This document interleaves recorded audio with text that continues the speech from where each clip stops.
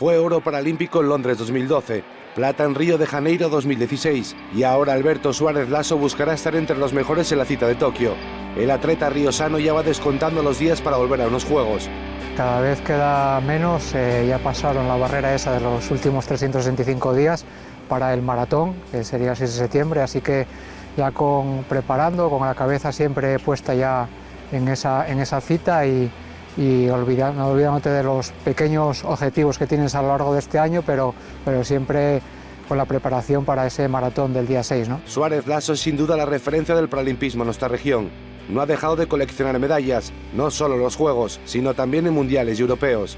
De momento es el único asturiano con el billete para Tokio, conseguido el pasado mes de abril tras colgarse la plata en el Mundial de Maratón en Londres. Allí venció el marroquí Amin Chentuf, el que será su gran rival en la cita japonesa.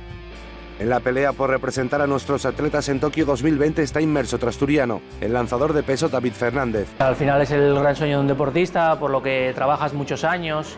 Es bonito pues ir a un europeo, ir a un mundial, pero al final la meta o la cima de cualquier deporte que sea olímpico o paralímpico, pues o cualquier deportista que practica un deporte olímpico o paralímpico es llegar a unos Juegos. ¿Sí? Vamos a centrarnos ahora en nuestros máximos esfuerzos en intentar hacer la mínima y clasificarnos para los Juegos de Tokio, pero si no seguiremos el camino hacia París. El tinetense es el recordman nacional, pero aún no ha logrado la clasificación. Tendrá opciones durante 2020 para conseguirlo. El Europeo de Polonia en el mes de junio es una de las fechas marcadas en rojo en su calendario. Este será el último chance para conseguir el billete paralímpico.